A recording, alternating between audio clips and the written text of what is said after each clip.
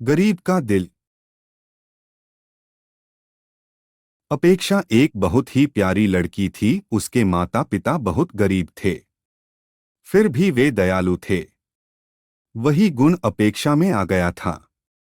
वह जिस किसी को मुसीबत में देखती तो उसकी मदद करती थी। उसकी शादी नवीन नाम के लड़के से हुई। वह भी गरीब परिवार का था। नवीन और उसके माता पिता सभी लोग मजदूरी करने जाते थे और उसी सी उनकी गुजर होती थी। यहाँ भी अपेक्षा का वही हिसाब था। अगर कोई उसके पास मांगने आ जाता तो वह उसे दे देती। कभी कोई पड़ोसन आ जाती और कहती, पड़ोसन बहन तुम्हारे पास थोड़ी चीनी होगी? आज हमारे यहाँ चीनी खत्म हो गई है। मेरा बेटा दूध के लिए रो रहा है, वह ऐसे दूध ही नहीं पीता। तो वह उसको कटोरी में चीनी ऐसे ही दे देती। कभी कोई और पड़ोसन आ जाती और कहती, पड़ोसन दो बहू कुछ रुपए उधार दे दो, मैं बच्ची की दवा देने जा रही हूँ, मेरे पास नहीं है, मैं तुम्हें वापस कर जाऊंगी बाद में। तो अपेक्षा दे देती। उसकी सास उसे डांटती, सास तुमने क्या धर्मशाला खोल रखा है? हम लोग कौन से अमीर है, कोई न कोई तुमने मांगने चला आता है और तुम उसे दे देती हो।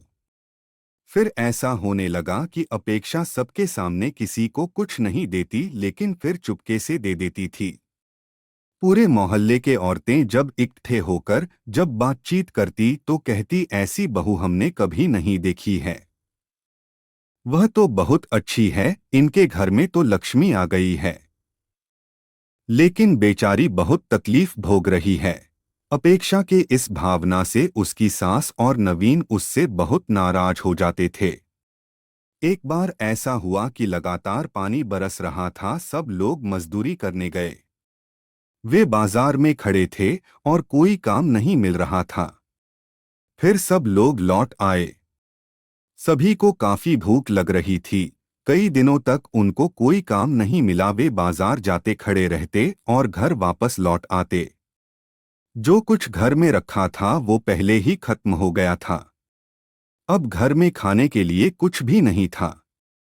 वे सब बहुत भूखे बैठे थे और कह रहे थे कि सास, हे भगवान आज क्या खाएंगे, इतनी जोर से भूख लगी है। आज घर में कुछ भी नहीं है, आज मजदूरी नहीं मिली तो आज खाना भी नहीं मिलेगा। यहाँ तो रोज कुआं खोदो रोज पानी पियो वाली हालत है। तभी उसकी पड़ोसन पुष्पा आ गई कुछ मांगने। पुष्पा, अरे भाभी उदास क्यों हो, क्या हुआ? अपेक्षा, आज हमारे यहाँ कुछ है ही नहीं। इतना सुनते ही पुष्पा अपने यहाँ गई और दाल चावल और सब्जी ले आई। पुष्पा, अभी खाना बना लो, तुमने हमारी बहुत मदद की थी। अब अपेक्षा ने चूल्हा जलाया। पहले दाल चावल और सब्जी बनाई और रोटियां सेकने लगी। अपेक्षा, अम्मा जी आइए खाना खा लीजिए। सब लोग खाना खाने के लिए बैठे ही थे कि बाहर से आवाज आई, बूढ़ी औरत, क्या इस गरीब के लिए कुछ है? मैं बहुत जोर की भूखी हूँ। अपेक्षा ने बाहर निकलकर देखा तो एक बूढ़ी औरत खड़ी थी। बूढ़ी औरत, बेटी बहुत जोर की भूख लगी है, मुझे चक्कर आ रहा है, मुझसे चला ही नहीं जा रहा, मुझे कुछ खाने के लिए दे दो बेटी। अपेक्षा चक्कर में पड़ गई, खाना तो थोड़ा सा ही है, जो इतने लोगों के लिए भी पूरा नहीं है। वह सोचने लगी, है भगवान मैं क्या करूं, इन बूढ़ी औरत को खाना तो देना ही चाहिए। इतनी कमजोर है, भूखी भी है और कमजोर भी है। इन्हें खाना दिए बगैर मैं इन्हें कैसे लौटा सकती हूँ? तब तक उसकी सास बाहर आकर बोली, सास खाना वाना कुछ नहीं है यहाँ, और बहू तुम केवाड़ बंद कर दो, ज्यादा चक्कर में पड़ा करो। हाँ। बूढ़ी औरत, बेटी मुझ पर थोड़ी दया करो, मैं बहुत दुखी हूँ, आज तो लगता है भूख के मारे आज मेरे प्राण निकल जाएंगे। ऐसा कहकर वह वहीं बैठ गई और आंसू बहाने लगी। अपेक्षा दौड़कर आई और अपने सास से बोली, अपेक्षा अम्मा उन्हें खाना दे दो, वो बहुत भूखी है, कहीं ऐसा न हो कि उन्हें कुछ हो जाए। अपेक्षा की सास ने उन्हें डांटा, सास हमारी तुम्हें परवाह नहीं है, और वो भिखारन कहाँ से चली आई तो उसकी परवाह है। अपेक्षा, पर अम्मा सरा सोचो, हमें भी तो 2 दिन हो गए कुछ नहीं खाया है, हमको भी तो चक्कर आ रहा है। अपेक्षा ने तो बाहर देखा तो वह बूढ़ी महिला बाहर बैठकर रो रही थी। अब अपेक्षा से नहीं रहा गया। अपेक्षा, अब चाहे जो हो जाए मैं उस बूढ़ी औरत को खाना जरूर खिलाऊंगी। वो थाली में खाना परोस कर ले आई और बूढ़ी औरत को दे दिया। वह औरत बहुत खुश हो गई और खाने लगी। बूढ़ी औरत, खाना बहुत स्वादिष्ट है, तुमने खाना बहुत अच्छा बनाया, तुम बहुत सुखी रहोगी। और खाना ले आवो बेटी। अपेक्षा और खाना परोस कर ले आई। बूढ़ी महिला को पता नहीं कि कितनी भूख लगी थी। खाना खाती ही जा रही थी और मांगती ही जा रही थी। और ले आयो खाना। अपेक्षा दौड़कर गई और खाना ले आई। थोड़ी ही देर में दाल चावल की पतेली खाली हो गई। सब्जी रोटी भी वह खा गई।